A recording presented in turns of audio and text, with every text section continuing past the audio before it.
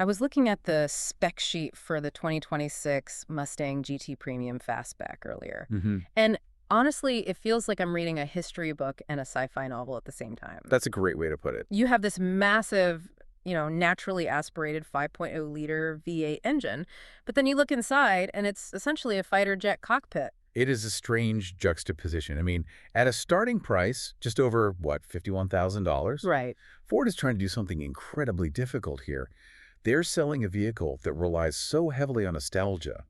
The noise, the vibration, that mechanical feel. Yeah, the whole experience. But they're packaging it for a generation that, expects seamless digital integration. So the mission for this deep dive is to figure out if that marriage actually works. Is this a best of both worlds situation or just an identity crisis? Let's start with the heart of it, the What? hardware. The V8. The Coyote V8. Mm-hmm. In 2026, launching a car with a 5.0-liter engine without a turbocharger or a hybrid assist, Yeah, that's a defiant move. it really is. It puts out about 480 horsepower, but the raw number almost matters less than the delivery. It's visceral in a way that modern electric motors just aren't. And they kept the stick shift. A 6-speed manual is standard, but I noticed this isn't the same transmission my dad drove. It has rev matching. Right. And this is a key example of technology keeping the old school alive. Rev matching automatically blips the throttle when you downshift. Huh. In the old days, you had to be a skilled driver to do that, heel and toe shifting, to keep the car smooth.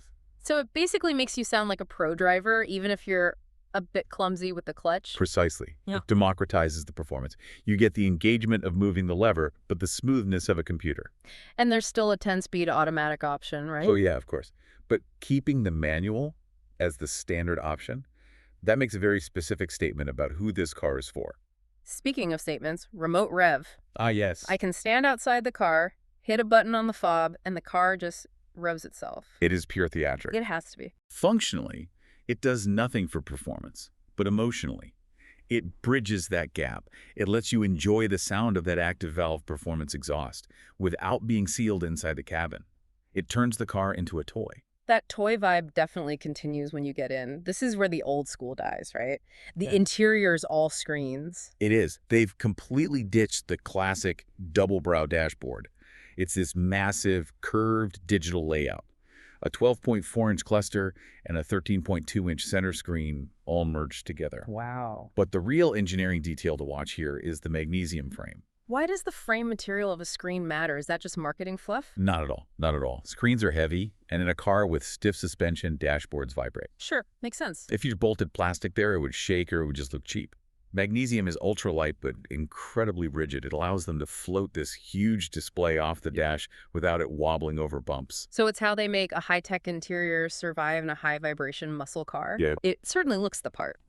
And you can customize it with track apps and the ambient lighting with My Color. You can basically tune the interior neon to match your mood.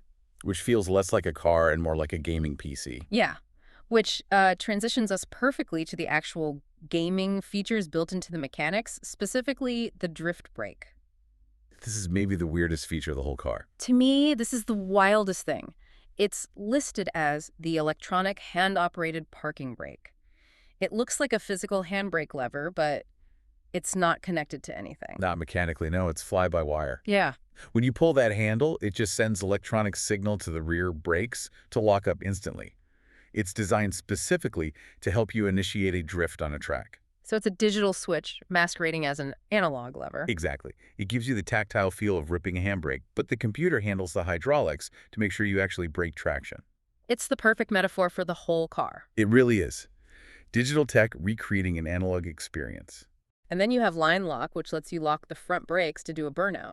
Again, for track use only, theoretically. Of course. Between that, the sinister bronze wheels and the pony puddle lamps that project the logo on the ground, Right. this car is very aware of its own image. It wants to be seen and heard. Mm-hmm. But then you turn all that off and you have Ford Copilot 360. It monitors your blind spots, keeps you in your lane. And that's the duality. You can act like a hooligan on the track with your drift brake and then let the safety systems help drive you home. It's Jekyll and Hyde.